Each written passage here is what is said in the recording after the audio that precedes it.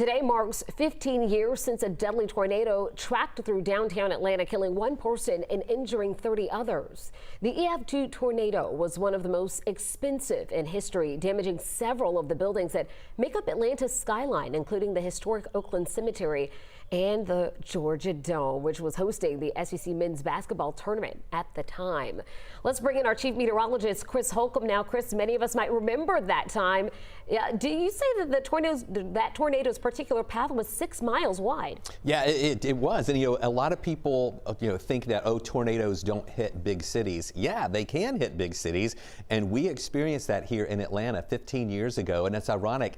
Yesterday was the 30th anniversary of the blizzard of '93. Today, the 15th anniversary of a tornado. That just goes to show you that here in March in the springtime, anything can happen. So take a live look out there right now. And although it is sunny and looking nice out there, it is cold. We barely made it into the 50s for a high today. Right now, you can see in northwest Georgia, we have a lot of blue sky, flags blowing a little bit from some of the breezes that we've been dealing with today. Blue Ridge, a little colder. We were below freezing here in Atlanta today. Blue Ridge was even colder there in the upper 20s this morning, but slightly warming up a little bit during the day with all that sunshine around. Another freeze warning in effect for tonight for all of North Georgia. Metro Atlanta, middle Georgia, and even south of Macon areas there in that freeze warning. Temperatures are going to be right around 32 or a little bit below. We're going with 31 for a low here in the morning. So everything you did last night to prepare for this morning's cold, do it again tonight. Bring the pets in, put a sheet or a blanket over your shrubs outside, and bring in potted plants. Put some mulch around some of the flowers that you want to save. Now, despite the cold air today, the pollen count went back up to 1466, and that's mainly because of the breezes that we've been dealing with out there today. That's in the high range.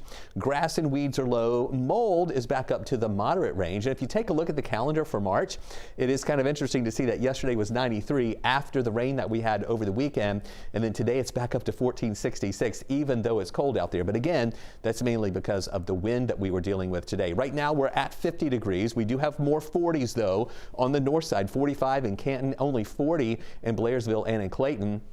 Watch these temperatures this evening here in town. At about 10 o'clock tonight, we'll still be at about 41 degrees, but many of you outside the city will already be in the 30s at about 10 o'clock tonight. And then tomorrow morning, starting off around 31, 32 degrees here in the city, a couple of degrees cooler in the outlying areas, and then warming a little bit more tomorrow. That starts our warming process at noontime around 46. And then in the afternoon, we'll think it will be up to around 58 to 60 degrees for a high temperature tomorrow. In fact, I am going for 60 for a high.